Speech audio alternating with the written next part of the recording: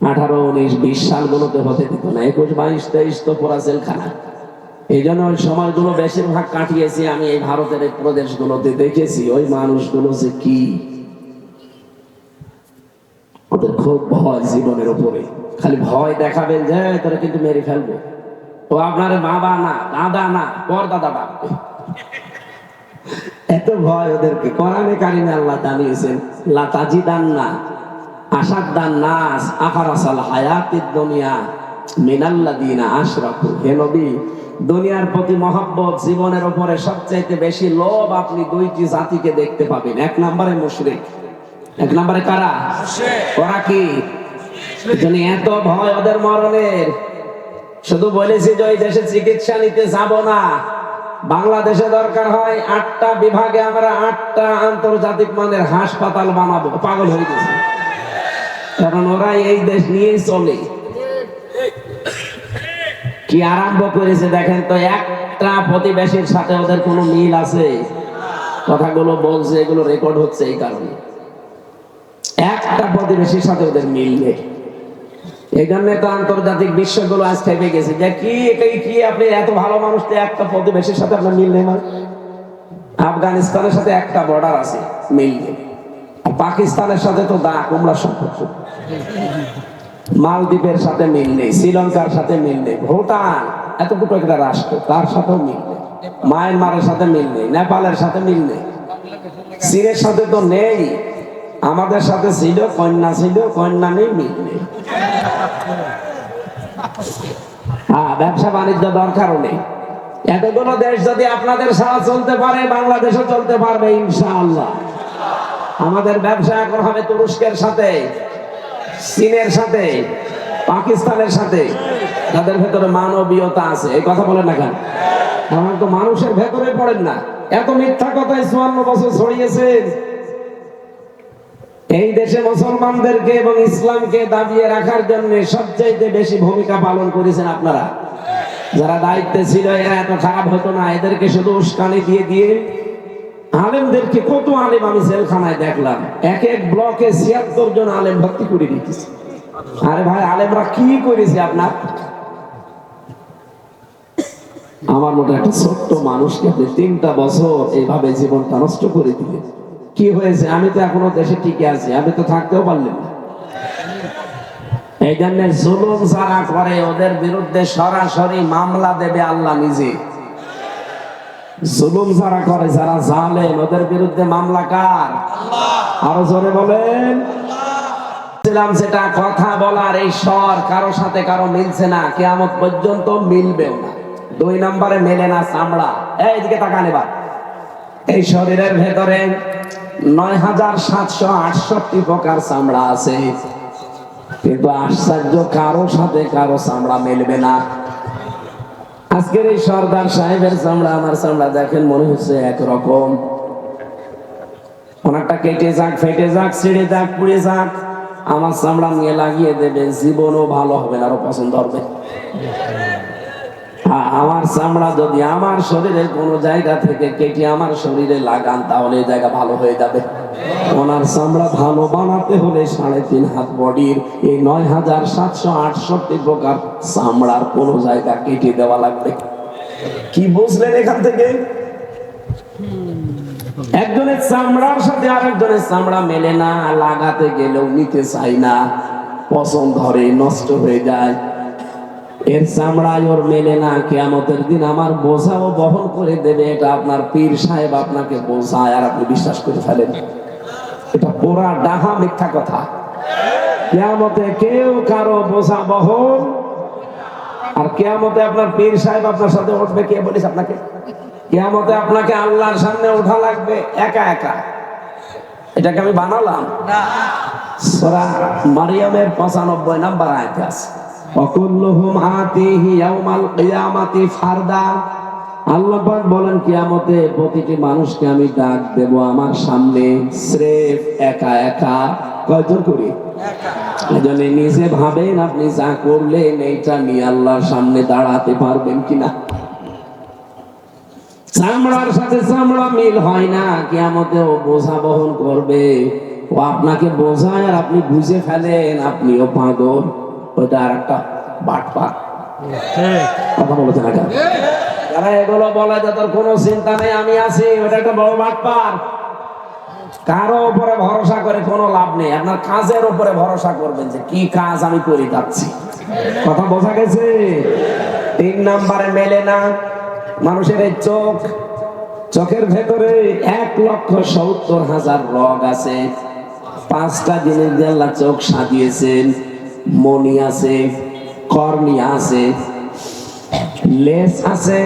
Lens আছে, equal আছে।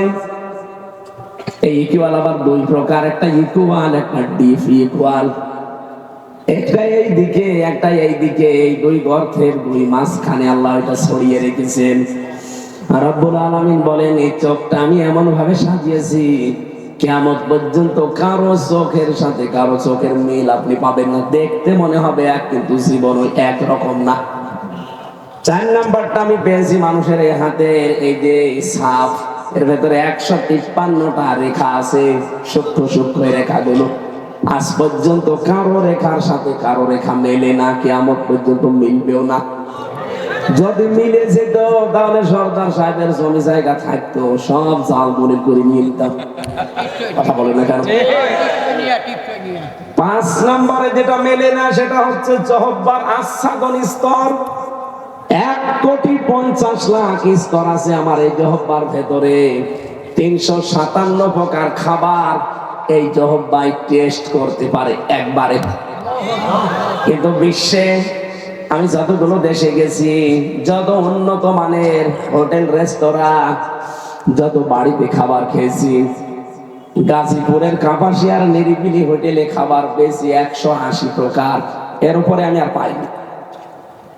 বিশ্বে আমি যতগুলো দেশে গেছি এই ছোট বয়সে, বাংলাদেশ তো কোনো জায়গা বাকি নেই। কোন জায়গায় আমি 357 প্রকার খাবার একবারে রান্না হয় আমি পাইনি। পেয়েছেন আপনি? আমি 180 প্রকার পেয়েছি। তাহলে আমার জহব্বাই স্বাদ নেওয়ার স্তর আছে কত? 357 প্রকার। এত খাবার আপনি পাবেন কোথায়? ওই নিরিবিলি হোটেলে দেখি ওরা কলা পাতা সেদ্ধ করে বলে যে এটাও ভর্তা। মানে এইভাবে 180 প্রকার। কাঁঠালের পাতা ভর্তা। এই সব ভর্তা মিলে, মাছের তরকারি, গোশতের তরকারি সব মিলে হচ্ছে 180 প্রকার। অথচ আল্লাহ আমাদের জহব্বার ভেতরে স্বাদ নেওয়ার স্তরই দিয়েছে 357 প্রকার। এটার সাথে কারোটার কারো মিল নেই। আমার রুচি একরকম, সর্দার সাহেবের রুচি একরকম। সর্দার না? আমিও সর্দার, আমি আমির হামজা সর্দার, ওইটা বংশের নাম। এই যে 5টা বিষয় কারো সাথে কারো মিলছে না দুনিয়ায়, কিয়ামতের দিন আপনার সাথে যে মিলবে ও আপনার বোঝা বহন করে দেবে সে তো চিন্তা নেই। এগুলো কিন্তু বানোয়াট, মিথ্যা কথা। সুতরাং কারো উপরে আজকে থেকে আর ভরসা করবেন এটা যদি না করেন, বাংলাদেশে অনেক দরবার এমনি উঠে যাবে। বিশেষ করে ফরিদপুরের এই 2টা, এই রাজা কি, এটা কি দেওয়ান, কি নাম কি এটা, আটরশি, আর এই যে চন্দ্রপাড়া। এরপরে ঢাকার রাজারবাগ, দেওয়ানবাগ, কুতুববাগ। এই শরীয়তপুরের আছে সুরেশ্বরী। বাংলাদেশে এরকম 48,000 দরবার আছে। এই এলাকায় তো কম, সব বেশি সিলেটে আর চট্টগ্রাম। ওদের ঘরে ঘরে পীর, আবার মহিলারা হচ্ছে মা পীর। পীর মা বলে ডাকে ওদেরকে। আমি পীর বিরোধী না। পীর মানে শিক্ষক, পীর মানে উস্তাদ, পীর মানে মুআল্লিম। যেটা জানেন না তার কাছে যে জেনে নেবেন, এইটাই শেষ। কি কথা বলেন না কেন? তাই বলে আপনি গরু ছাগল নিয়ে বাবা শাহজালাল সব হালাল করবেন না। গরুটা কিনে এলাকার মানুষকে খাবার দেন, কাজে লাগবে। আমি একবার রাজবাড়িতে শহরে একটা মাহফিল ছিল, এই ছেলে যাওয়ার আগে আমি এই যে কিয়ামতের এই দৃশ্যগুলো তুলে ধরলাম যে কিয়ামতে কেউ কারো না। 3টা বিচারের স্তর আল্লাহ সাজাবে। প্রথমে আপনাকে একা একা ডাকবে, এরপরে ডাকবে আপনার নেতার সাথে, এরপরে ডাকবে সবাইকে মিলে। উনি জ্ঞানী মানুষ, আমি শিল্পপতি। অনেকক্ষণ প্রায় 1.5 ঘন্টা কথা শোনার পরে আমারে বলছে, হুজুর কি বললে? আমি এতদিন মনে করতাম যে আমার বাবাই সব, বাবাই রব। আমি প্রায় 2 ট্রাক করে গরু দিতাম আমি 8 রশিদ দরবারে, 2 ট্রাক। আমি আজকে তওবা করলাম, জীবনে তো ওখানে গরু দেব না, ওই গরুর টাকা দিয়ে তাফসীর মাহফিল দেব আগামী থেকে রাজবাড়িতে। আমার মনে হয় যাদের অন্তত একটু বিবেক আছে, যদি একটু নাড়াচাড়া দেওয়া যায় ওটা খুলে যাবে, ও জীবনও আর ওই কোনো ভণ্ড বাবার কাছে যাবে না। হ্যাঁ, ইসলাম যারা এদেশে নিয়ে এসেছে, হাক্কানি যারা, যাদের কাছে জ্ঞান পাওয়া যায়, এলেম পাওয়া যায়, মাস্ট বি অবশ্যই যাবেন তাদের কাছে, শিখতে যাবেন। কিসের জন্য? শেখার জন্য যাবেন। চট্টগ্রামের বাইতুল শরফের মরহুম পীর সাহেব ছিলেন মাওলানা শাহ আব্দুল জব্বার রহমতুল্লাহ আলাইহি। নিজের জন্য একটা বাড়িও বানাতে পারেন। বাংলাদেশে এরকম পীর যেগুলো আছে, এইরকম জায়গায় যাবেন শেখার জন্য। তিনি মুনাব্বিহাত, কিতাবুল মুনাব্বিহাতের বাংলা করেছেন হাফেজ ইবনে হাজার আসকালানী রহমতুল্লাহ আলাইহি। আমি সেখান থেকে আজকে আলোচনা করব, আপনারা থাকবেন তো ইনশাআল্লাহ? ইনশাআল্লাহ। এরকম জ্ঞানী মানুষ যারা পীর আছে, আলেম আছে, তাদের কাছে যেয়ে আপনি শিখে নেবেন। ফাসালু আহলা যিকরি ইন কুনতুম লা তা'লামুন। যেটা জানো না, যারা জানে তাদের কাছে জেনে নিবা। এই ঘোষণা কার? কিন্তু তার গা পা টিপে দেওয়া লাগবে, বউ ছেলে মেয়ে নিয়ে সব সেখানে যে পড়ে থাকবেন না, এগুলো নেই, ইসলামে নেই। এই বরিশালবাসী এদিকে তাকান, মহিলা প্যান্ডেল নেই? আছে। মহিলাদেরকে যদি এখানে বলি এই যে ফাঁকা জায়গাগুলো আছে, আপনারা আসেন, বোরকা পরে আসেন, অসুবিধা নেই, এখানে বসে পড়েন, মানবেন? এই কথা বলে না, মানবেন?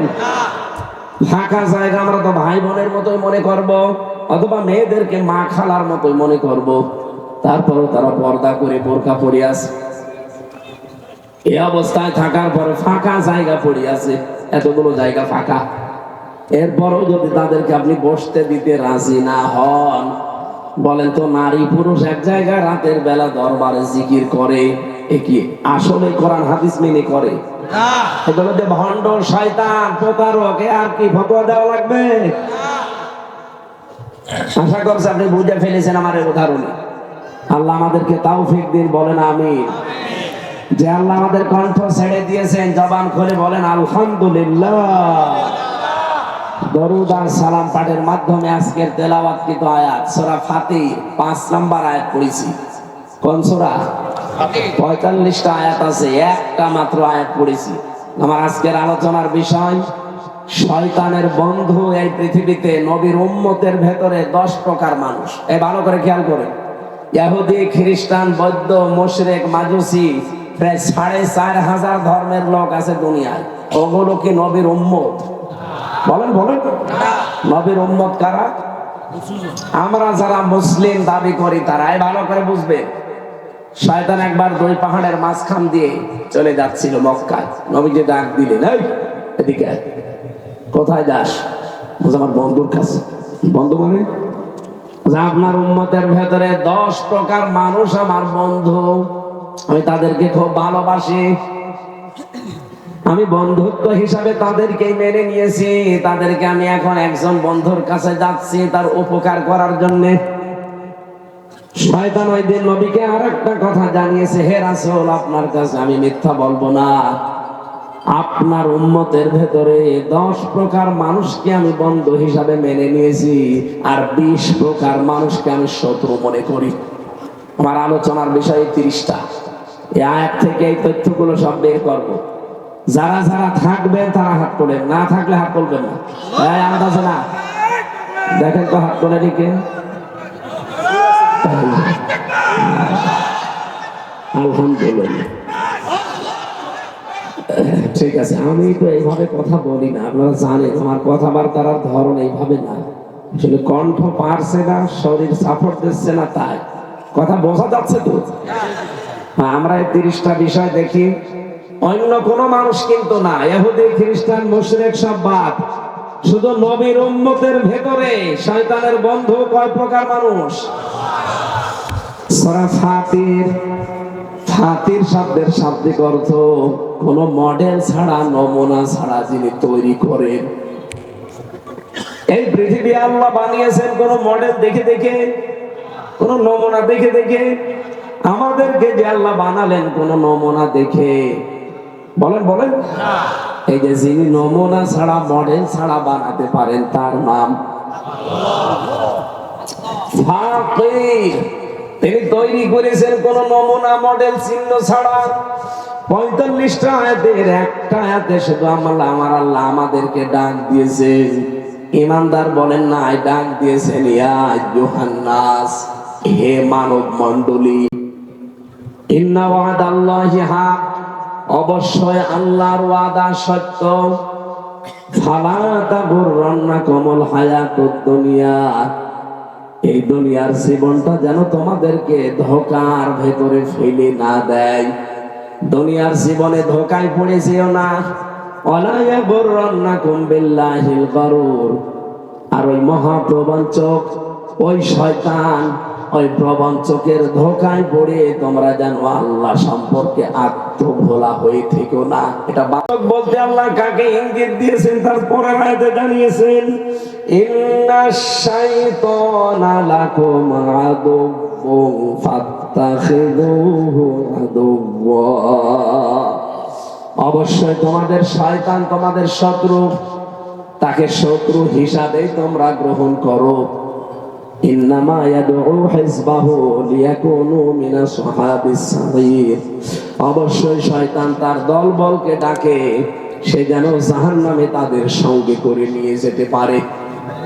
এ বাংলা অর্থ এ পর্যন্ত শুনে কিছু বুঝেছেন? কিছু বোঝেননি। এবার আমরা তাফসিরে যাচ্ছি। আপনারা ওঠেন মানে বললেন যে উঠবেন না?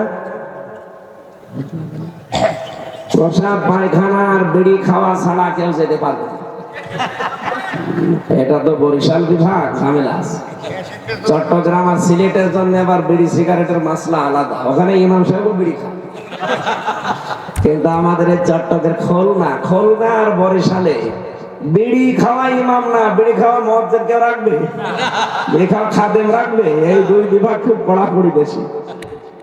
বিড়ির ক্ষেত্রে, সিগারেটের ক্ষেত্রে চট্টগ্রাম আর সিলেট আবার একটু সহজ আছে। যেহেতু এটা সিলেটও না চট্টগ্রামও না, এটা হয় বরিশাল না পাশে খুলনা। কথা বলে না কেন? আমার বাড়ি খুলনা বিভাগে, আপনারা বরিশাল, আমরা প্রতিবেশী। আমাদের একটু মিল আছে যে অন্তত আমরা আর যাই করি, বিড়ি খাই। বলছেন না? আকিস বিড়ি যায় কোথায়? যারা খান এটা ছেড়ে দেবেন, এটা বদ অভ্যাস। পৃথিবীর একটাই খাবার যার শরীরে লেখা থাকে আমাকে খাবেন না, খেলে ক্যান্সার হবে, এটা থাকে না ভাই?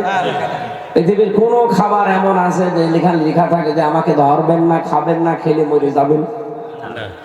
কেউ যদি বিস্কিটের উপরে লিখে দেয় যে আমাকে খাবেন না, খেলে মরবে, দোকানদার যদি টাঙিয়ে রাখে দোকানের উপরে, মানুষ বলবে তোর বিস্কুট তুই খেয়ে মর।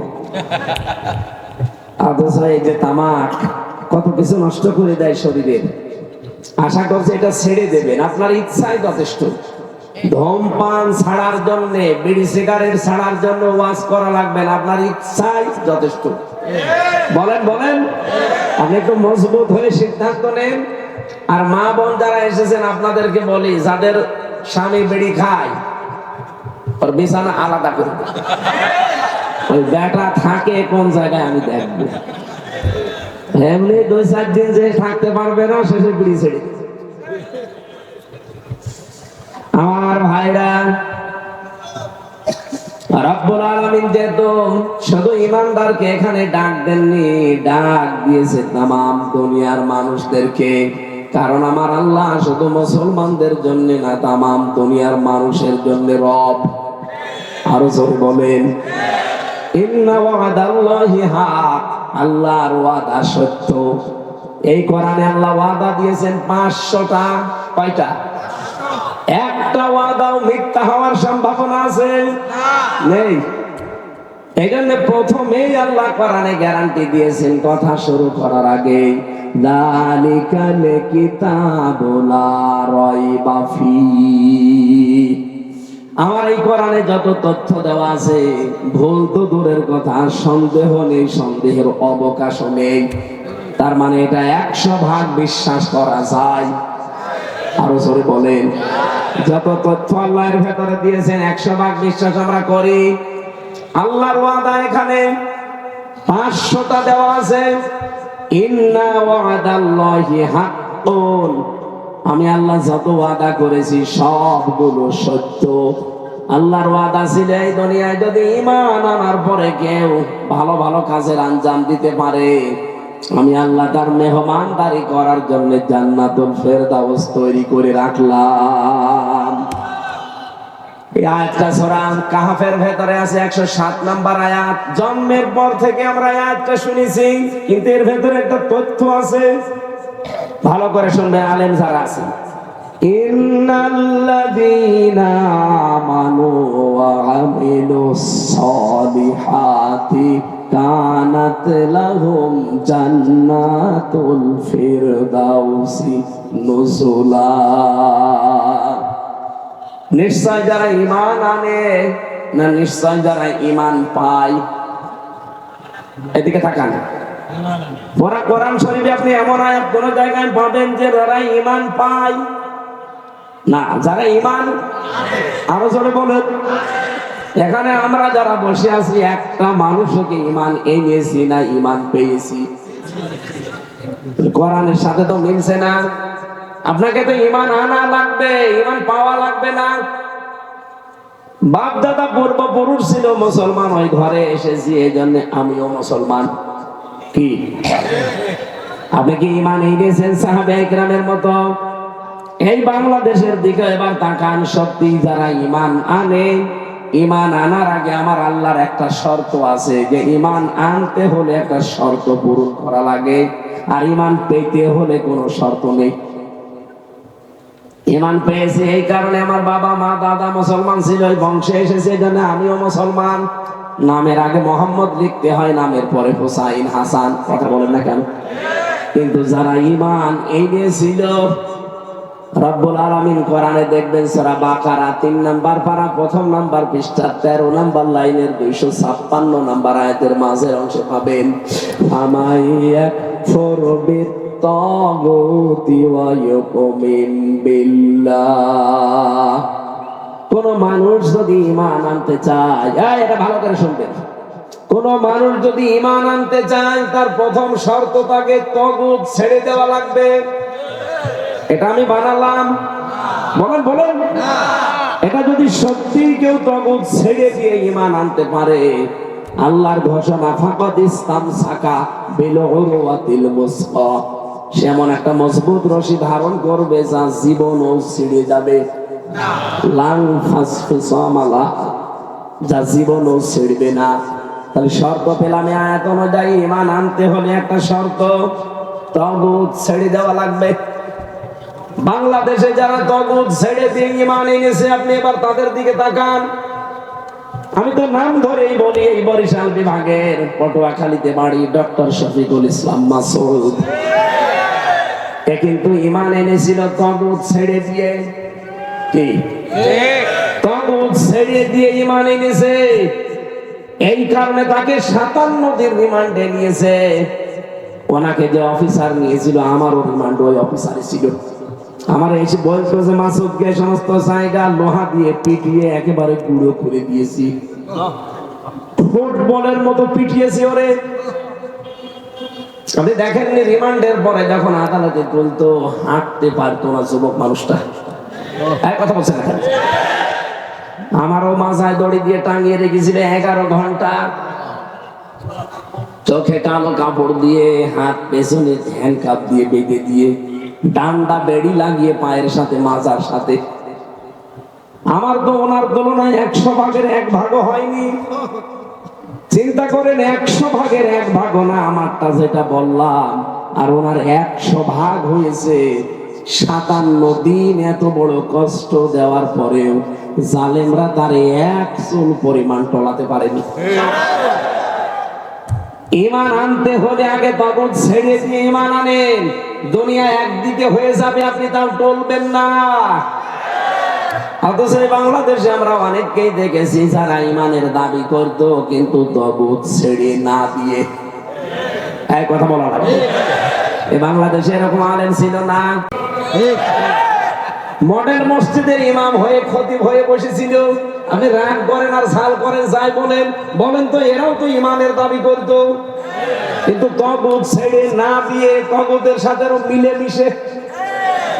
আমারে ধরার পরের দিনই রিমান্ডে অফিসার বলেছিল যে হুজুর,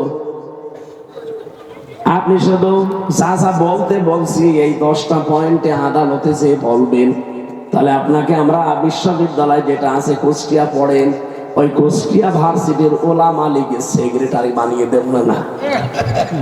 সম্ভব? এই মিথ্যা কথাগুলো বলা সম্ভব? আপনার যা ভালো লাগে করেন, শেষে বলছে আপনার বউ তুলে নেন, তিনি নিয়ে আসেন। তারপরও এত মিথ্যা কথা আমি বলতে পারবো? ওই দিন যদি বলতাম শুধু সই করে দিতাম, 3 বছর না 3 দিনও আমার জেলে থাকা লাগবে না। ওই কয় বছর আমি ওলামা লীগের সেক্রেটারি হয়ে কত মাল কামাইতাম। আগা কি সুন্দর, এরকম একটা গান শুনছিলাম, আগা কি সুন্দর মাল কামাইতাম আমরা। আসলে এই সুযোগ আমারও দিয়েছিল যে আগে কি সুন্দর মাল কামাইতাম, কি হইতো? এখন মাল তো সব আপনারা নিয়ে নিতে। কথা বলেন না? এই যে সিলেটের জয়ন্তাপুরে কিছু আলেম নামধারী জালেমকে ওই এলাকার যারা এই পতিত সরকারের দোসর ছিল, এরা 3 কোটি টাকা দিয়েছে এই আলেমদেরকে। এটা প্রমাণ হয়েছে আজকে সকালবেলা। 3 কোটি টাকা তাদেরকে দিয়ে বলেছে এই দেশে যারা ইসলামপন্থী সব এক হয়ে যাচ্ছে, এই যে জামাত ইসলাম, চরমোনাই, হেফাজত ইসলাম, খেলাফত সব এক হয়ে যাচ্ছে না? তারা বলছে আমরা ভোটের বাক্স ইসলামের একটা চাই, যে যেখানে দাঁড়াবে অসুবিধা নেই। চরমোনা এখানে দাঁড়ালে জামাত দাঁড়াবে না, এখানে জামাত দাঁড়ালে চরমোনা দাঁড়াবে। আমরা ভোট চাই বাক্স ইসলামের একটা। এইটা তৈরি করে দেন, সারা দেশে ইসলাম এ দেশে কায়েম হতে বাধ্য।